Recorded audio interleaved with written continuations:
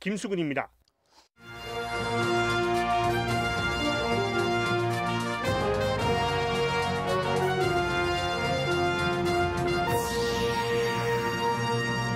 신규 코로나19 환자 수가 일주일 연속 두 자릿수를 기록하면서 충청북도가 거리 두기 지침을 하루 만에 다시 조정했습니다. 충북도 내 중고등학교의 학칙 가운데 인권 침해 규정이 여전히 많은 것으로 조사됐습니다. 심지어 양말과 속옷 기준까지 있었습니다. 위험한 노동 현장을 참다 못한 노동조합이 나서 안전점검을 실시했는데 업무 방해죄로 무더기 고소를 당했습니다. 환경오염을 막기 위해 아이스팩 재활용 운동이 확산되고 있지만 정작 포장재와 재활용 관련 기준이 부실해 재활용을 어렵게 만들고 있습니다. 네, 시청자 여러분 안녕하십니까? 계속해서 MBC 뉴스데스크 충북입니다. 오늘도 코로나19 소식으로 시작합니다. 충북에서는 벌써 일주일 연속으로 하루 두 자릿수 코로나19 환자가 나오고 있습니다. 어제부터 2단계로 격상된 거리두기 지침도 결국 하루 만에 또다시 조정됐습니다. 이지연 기자입니다. 충북의 코로나19 신규 환자가 또다시 10명을 넘었습니다. 청주에서는 지난달 당구장을 방문한 뒤 코로나19에 감염된 50대의 가족 2명이, 제천에서는 지난달 25일부터 본격화된 한 가족 모임 뒤 연쇄 감염으로 또 확진 환자가 추가됐습니다. 모두 자가격리 해제를 앞두고 이뤄진 진단검사에서 양성이 나왔습니다. 감염 경로를 알 수 없는 사례도 청주와 증평 등에서 발생했지만 확진 환자가 나와 긴급 전수검사가 이뤄진 제천의 한 병원과 마트 등 대형 시설은 다행히 추가 감염이 없었습니다.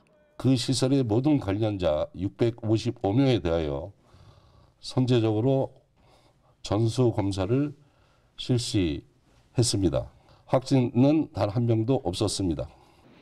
일주일째 두 자릿수 발생이 이어지고 지난달 23일부터 나온 환자 수가 도내 전체의 절반을 넘자 충청북도는 결국 어제 0시부터 시행했던 2단계 거리두기 조치를 일부 수정했습니다.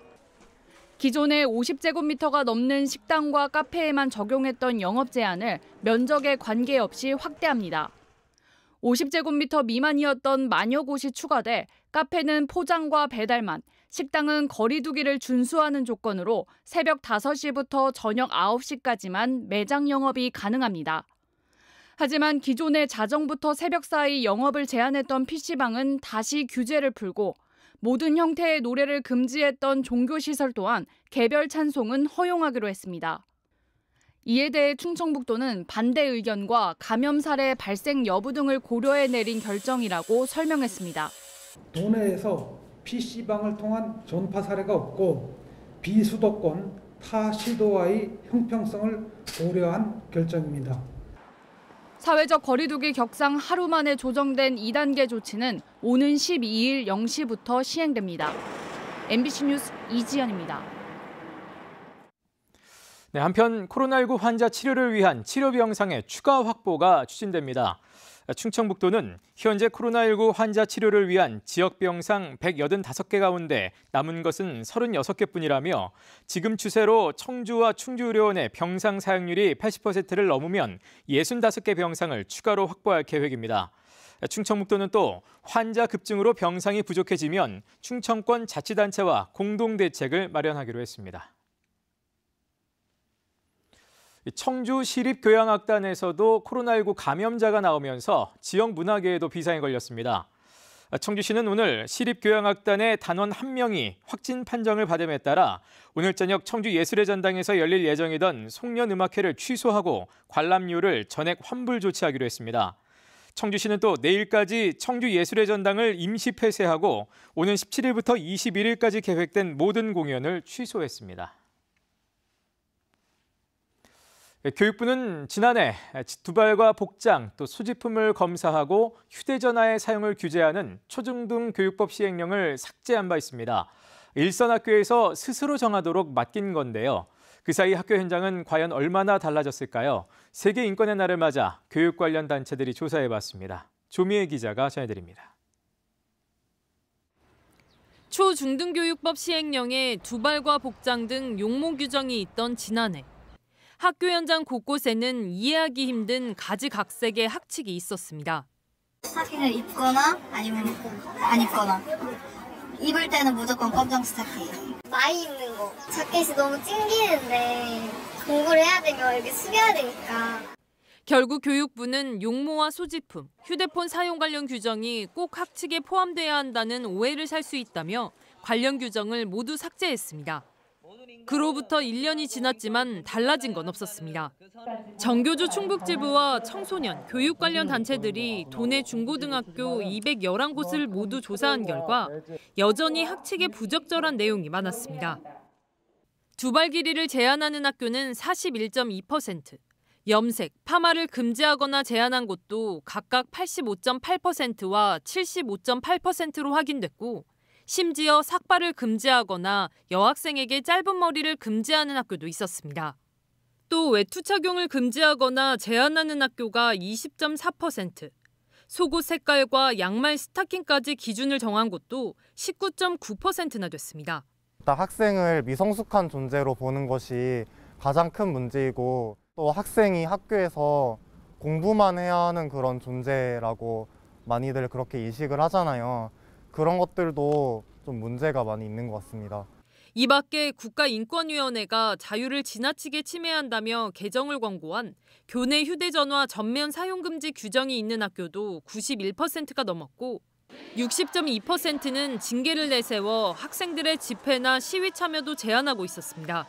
학생 인권 보장을 위한 규정력 있는 계획과 함께 이를 실현시킬 수 있는 구체적인 학생 인권 보장을 위한 기구를 조속히 만들어내야 할 것입니다. 이번 조사 내용은 학생을 동등한 존재로 봐야 한다는 호소와 함께 김병우 교육감에게 전달됐습니다.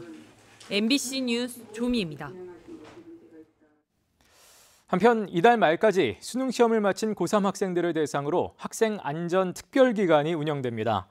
충청북도교육청은 경찰 그리고 자치단체와 함께 우범 지역과 코로나19 감염 위험 지역을 돌며 청소년들을 대상으로 생활 지도를 진행하고 캠페인 활동도 벌이기로 했습니다.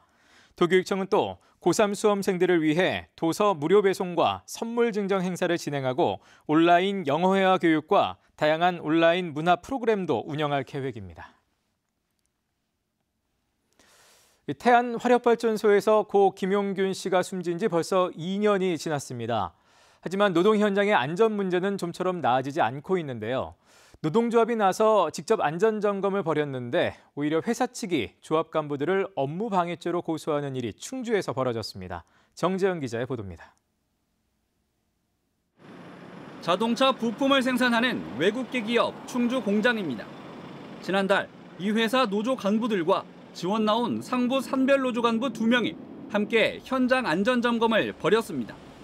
앞서 산업안전보건법 위반 사실이 드러나 고용노동지청의 과태료 처분과 함께 형사처벌 대상이 된 곳이기 때문입니다. 그래도 여전히 상해를 가할 수 있는 각종 자동화 설비는 개방된 채 돌아가고 악취를 풍기는 독한 가스가 수시로 나오는데도 국소 배기 장치는커녕 안전장구 지급조차 없었습니다. 노조 측은 사망사고 위험이 큰 지게차도 작업자들과 한 공간에서 운행하는 등 법 위반 소지가 있는 20여 가지 문제가 재확인됐다며 사측에 개선을 요구했습니다. 이런 사항들은 노동자들의 안전이나 질병, 정신적인 스트레스를 줄 수 있는 충분한 유해 요인이 될 거라고 저는 판단합니다. 그로부터 20일 뒤 갑자기 경찰서에서 조사를 받으러 오라는 전화가 걸려왔습니다.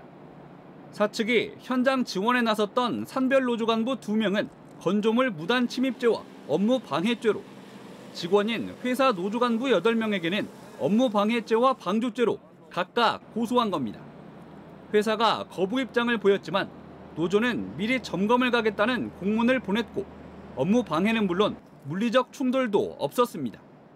폭행 협박이나 업무를 방해하지 않았다면 회사 허락이 없어도 산별 노조 간부의 사업장 출입은 정당하다는 대법원 판례도 최근 있었습니다. 업무에 크게 지장이 있지 않는 한 그것들을 수용해야 되는 의무 또한 있는 건데 그런 것들을 전혀 하지 않는 상태에서 일방적으로 건조물 침입이라든지 업무 방해로 고소고발을 한 거는 노동자 활동을 인정하지 않겠다는. 이러한 정당한 조합 활동에 대해서 회사는 업무 방해죄라는 고소를 통해서 직접적으로 조합 활동에 개입하고 방해했던 것이기 때문에 이거는 부당노동 행위의 소지도 충분하게 확인된다고 볼 수 있습니다. 취재진은 이유를 묻기 위해 회사를 찾았지만 미국 본사 승인 없인 답할 수 없다는 게 회사의 입장. 고소당한 노조 간부들은 사내 복수노조 가운데 소수를 길들이기 위한 탄압이라고 주장합니다. 노조 측은 회사 대표와 안전관리 책임자 등을 산업안전보건법 위반 혐의로 고소했고 충주고용노동지청은 곧 수사에 들어갈 계획입니다. MBC 뉴스 정재영입니다. 환경을 생각해 버려지는 아이스팩을 모아 시장 상인들에게 전달하는 시민 모임을 얼마 전 보도한 바 있습니다. 근래 들어 이런 재활용 움직임이 곳곳에서 확산되고 있기는 하지만 근본적으로 재활용에 대한 국가 기준이 필요해 보입니다. 자세한 내용 허지희 기자가 보도합니다. 등록 봉사자만 5만 9천 명인 충주시 자원봉사센터. 상자와 꾸러미를 든 시민들의 발길이 이어집니다. 집에서 모은 아이스팩입니다. 폐 아이스팩 4개당 봉사 점수 1시간으로 인정해주는 프로젝트에 동참하기 위해서입니다. 버리기는 아까운데 지금 많이 쌓이다 보니까 저장할 공간이 좀 협소하다 보니까 냉장고도 그렇고 일반 가정집에서도 냉동고에 넣어놓기 좀 그렇잖아요. 2주 동안 한시적인 프로젝트지만 시작 이틀 만에 인근 군부대에서도 참여 의사를 밝히는 등 벌써 아이스팩 수백 개가 모였습니다. 참 고민이 엄청 됐어요. 그래서 그래도 버릴 수가 없어서 하나하나 많았는데 지금 센터에서 가져오라 해서 너무 반갑게 가져왔습니다. 모인 아이스팩은 세척 소독된 뒤 버섯 등 원하는 지역 농가에 전달될 예정입니다. 시간으로 거기에 적립이 되면 본인이 이렇게 봉사하는데 그 만족감 또 성취도 어쨌든 봉사자로서의 제일 좋은 행복, 성취감입니다. 하지만 포장재가 터지는 위험 때문에 재포장하고 있다는 점은 문제점. 이 때문에 아이스팩의 통일된 규격과 친환경 포장재 사용, 내구성을 강화하도록 법제화해야 한다는 목소리가 높습니다. 표준 규격에 대한 환경부 가이드라인이 있지만 강제성이 없는 만큼 라벨지를 없앤 물병처럼 통일된 디자인을 만들고 이미 생산된 아이스팩에 대한 재활용 기준도 필요하다는 겁니다. 디자인을 통일하게 되면 어디서나 어떤 업체든 누구든 어떤 지역이든 사용할 수가 있는 것이죠. 넘쳐나는 쓰레기 처리의 골치인 지자체는 아이스팩을 종량제 봉투나 지역 화폐로 바꿔주는 등의 배출 억제책 도입도 필요합니다. 매립 시 분해되는 데 걸리는 기간만 500년 걸린다는 젤리 형태의 아이스팩은 코로나19로 올 한 해 3억 개 가까이 발생한 것으로 추정되고 있습니다. MBC 뉴스 허지입니다. 라인펀드 관련 청탁 로비 의혹을 받고 있는 윤갑근 국민의힘 충북도당 위원장이 구속영장 실질심사를 받았습니다. 오늘 오전 서울 남부지방법원에 도착한 윤 위원장은 심사에 앞서 기자들에게 정상적인 법률 사무를 처리했을 뿐이라며 김봉현 전 스타모빌리티 회장을 본 적도 없고 모른다고 혐의를 전면 부인했습니다. 영장실질심사는 서울 남부지법 성복이 영장전담 부장판사 심리로 3시간 반 동안 진행됐으며 결과는 이르면 오늘 밤, 늦어도 내일 오전에는 나올 것으로 보입니다. 조류인플루엔자가 발생한 음성군 금왕읍 일대를 중심으로 오리 농가에 대한 방역이 대폭 강화됩니다. 충청북도는 지난 8일 H5N8형 고병원성 AI 확진 판정을 받은 음성군 금왕읍 메추리 농가를 중심으로 반경 10km 안에 있는 오리 농가 10곳에 대해 오는 14일까지 일제 검사를 시행합니다. 충청북도는 또 이들 농가를 대상으로 출하 시기를 5일 정도 앞당겨 조기 출하할 계획입니다. 한편 지금까지 음성에서 나온 고병원성 조류인플루엔자 바이러스의 추가 전파 가능성은 낮은 것으로 확인됐습니다.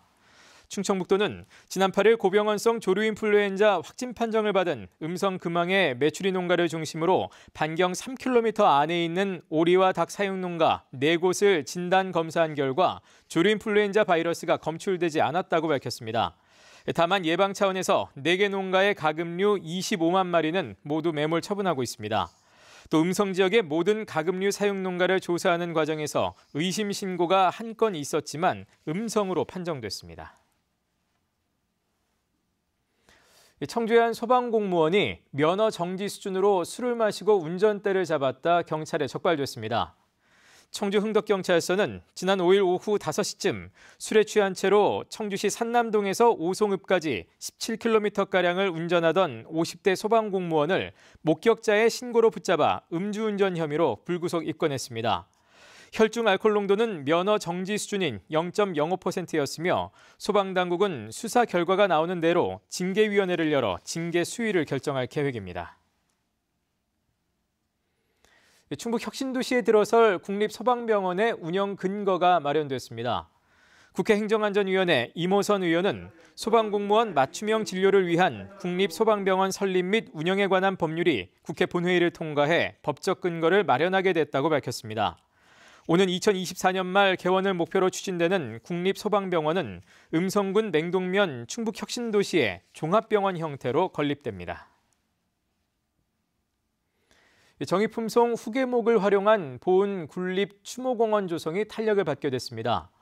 보은군은 국회 예산심의 과정에서 국비 19억 원이 확보됨에 따라 오는 2022년 7월까지 106억 원을 투입해 보은읍 누청리 일원에 6월 2만 구를 수용할 수 있는 군립 추모공원을 조성할 계획이라고 밝혔습니다.